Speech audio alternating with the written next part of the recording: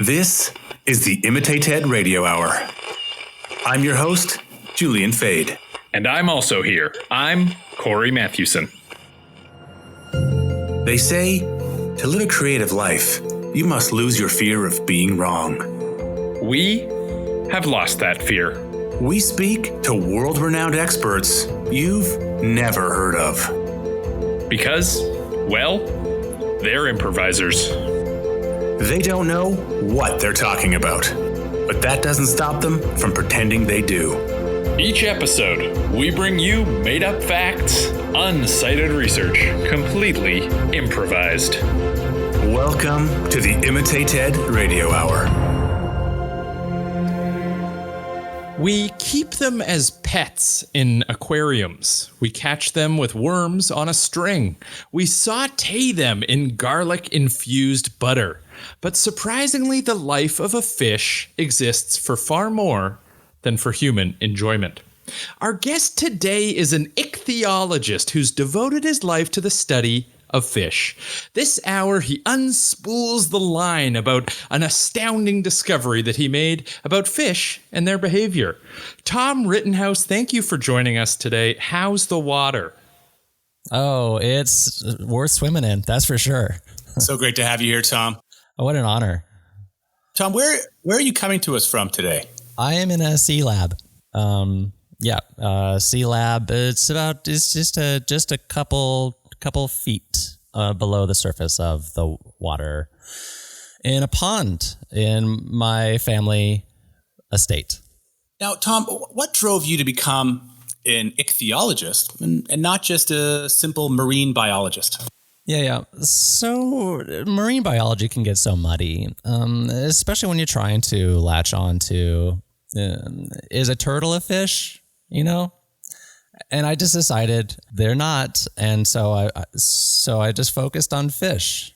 Where do you draw the line between what is a fish and what's not a fish? Well, and that's really where it gets interesting because nobody knows the answer to that. A lot of people think, if it's in water, does it make it a fish? And then I would point at a piece of trash and say, that's not a fish. Then I would also say, have you ever seen a fish on a hook out of the water? And someone would say, oh, absolutely. I've been fishing before, or I've seen all of those wonderful fishing films. And then I would say, well, then it's not in the water, is it? And it's still a fish. And so it's so hard to define. Yeah. So not everything in the water is a fish, and not everything out of water isn't a fish. That's exactly how I would say it. Yeah. In fact, that was my thesis. Was there more to it than that, or was it just that? It was that, and then a colon, and how I learned to love the modern fish. You reference modern fish. What is it about the more modern fish versus the historical fish that you so enjoy? Oh, just the glam, just the tech. They're more open-minded. You're seeing more trends. You're seeing more you're fidget spinners. You know what I mean? I'm talking Pokemon Go's. And do you see trends kind of bubble up and then fade out in fish? That's right. Yeah, absolutely. Especially in the schools of fish, and people are like, oh, a school of fish is a group of fish. And then I hurt that person because I'm like, no, it's more, a school of fish is literally a school of fish. That's where they learn. Okay. And then inside those schools, there's cliques. There's the cool kids. There's the hot ones. There's the athletes, there's the jocks, there's the dweebs. And they say dweebs, actually. Dweebs is actually a cool word they say now. Okay. So there's all of these influences. Okay.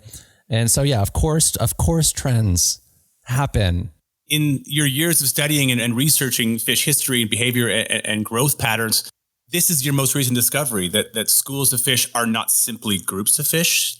They actually change fish behavior. Yeah, absolutely. So I'll give you an example. I was looking at a school of clownfish the other day, and it was over in the Borethian reef, and there was this little spazoid. Okay, the subset spazoid group. I'm talking your hyperactives, your candy cravers, your indoor kids. Okay.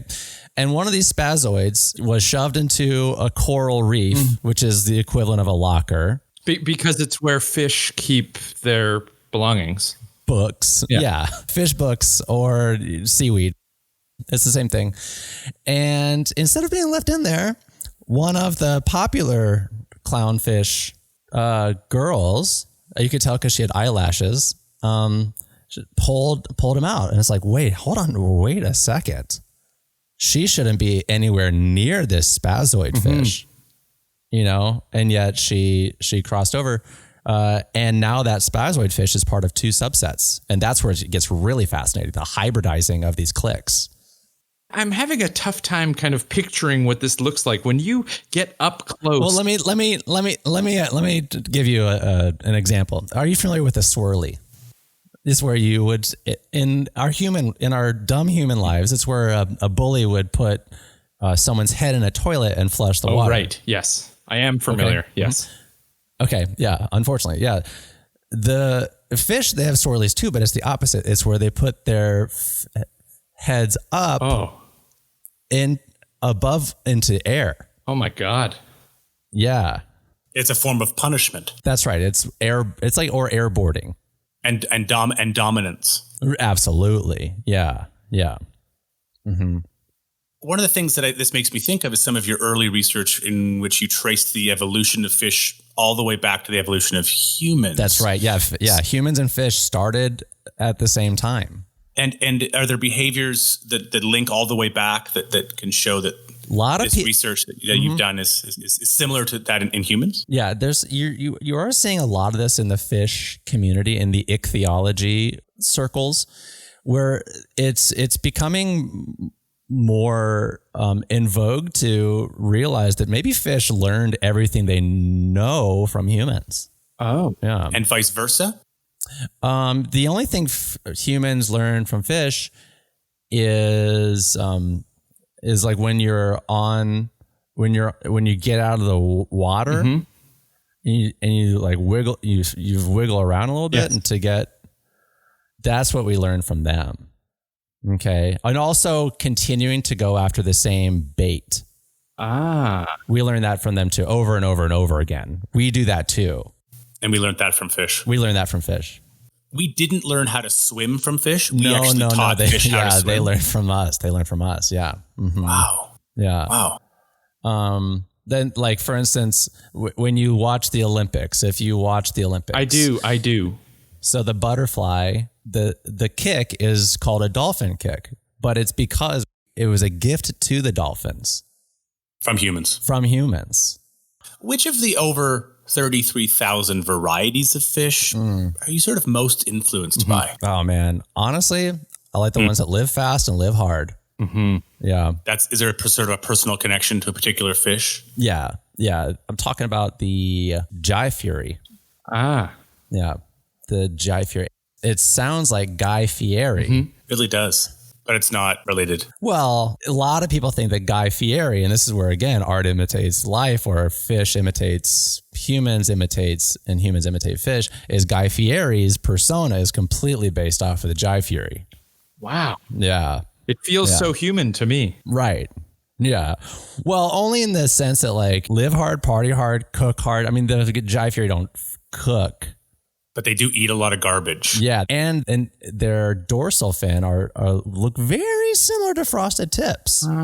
Yeah, and their scales do look like flame-colored bowling shirts, and their blood is donkey sauce. I want to step back into your thesis. In your preamble, you describe this wonderful picture of your first journey out onto a boat in the open water. So what was it like the first time that you looked down over the gunnel and saw a live fish in its natural ecosystem? Oh yeah, I'll never forget it. I was in a boat and I was looking over the gunnel, and I was looking into the water, and I heard laughter. And I was like, oh. was like, oh, what's that? And no one was with me. I was alone at the time. Your first boat trip was a solo boat trip. That's right. I was like, I saw it on a movie. I had seen Waterworld, and I had seen Kevin Costner drink his own urine, and I was like, oh, that's And so I went on a boat by myself, heard laughter in the water, looking over the gunnel. Next thing I know, I'm underwater, drowning because I do not swim, cannot swim. And I'm like, oh no.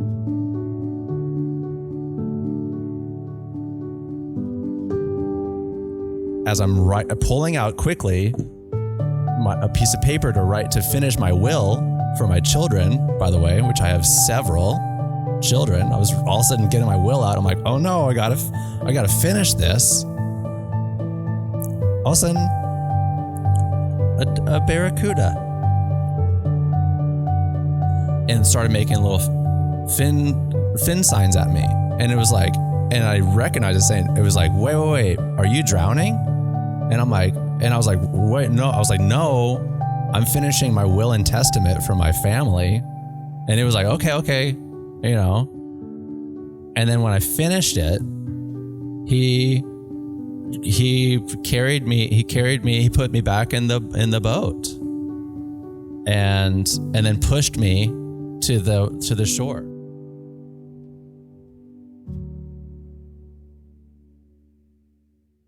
Because I didn't have oars or a sail or a motor. Mm-hmm. Yeah, you described it as just the equivalent of a tin garbage can. It wasn't even the equivalent. It literally was a tin garbage can. Yeah.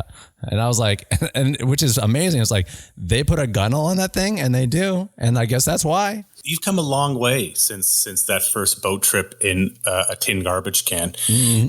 And that laughter must have influenced you so much in your research, because now you seem to have an intimate connection with what fish are saying and feeling at any given time. Absolutely. I left my family, whom I was just speaking about, tore that will up. As soon as I got to the shore, tore the will up, tore it up. Wow.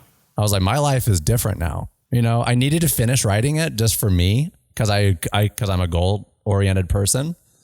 But then as soon as I got to shore, I was like, done. My family is a complete afterthought to me, and I literally have never thought about them again until now, and it still doesn't bother me. Amazing. Because my new family is a fish family.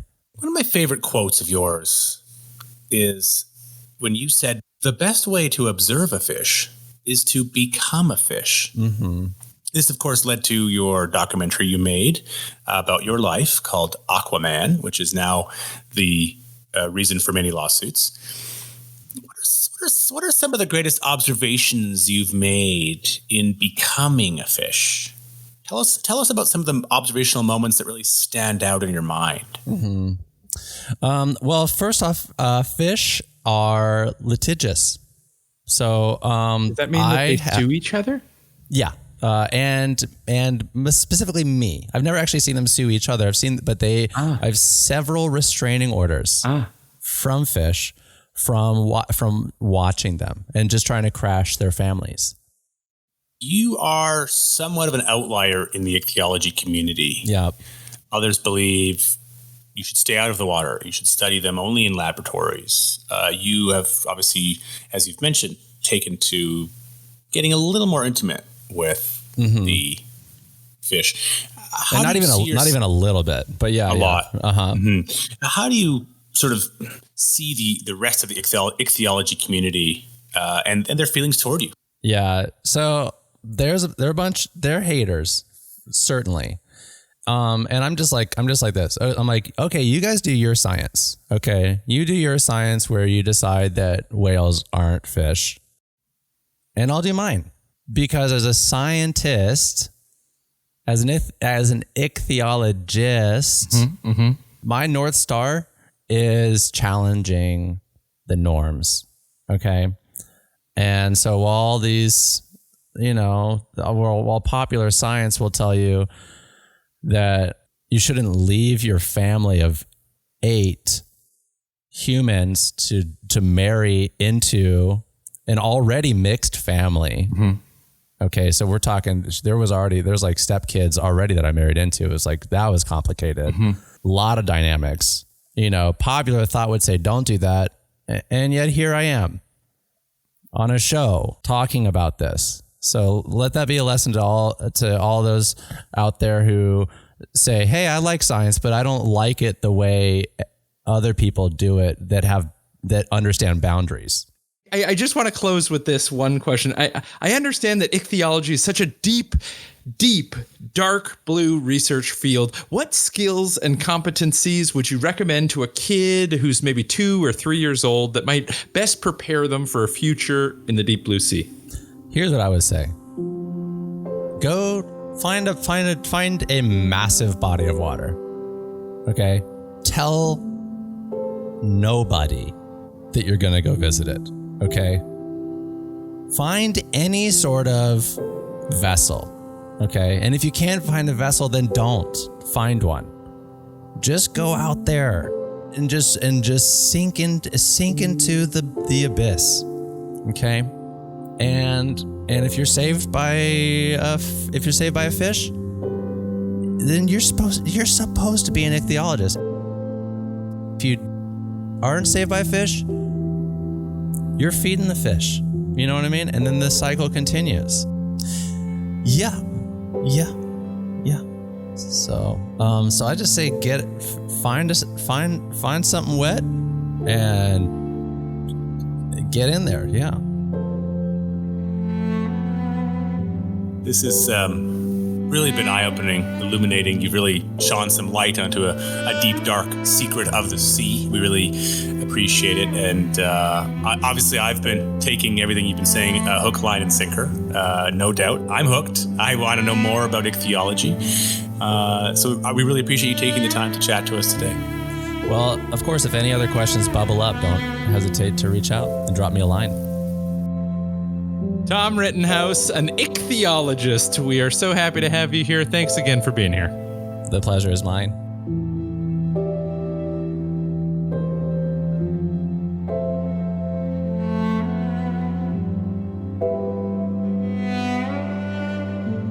The Imitated Radio Hour is produced by Rapid Fire Theater. It is not affiliated in any way with NPR or the official TED organization. So please, don't sue us.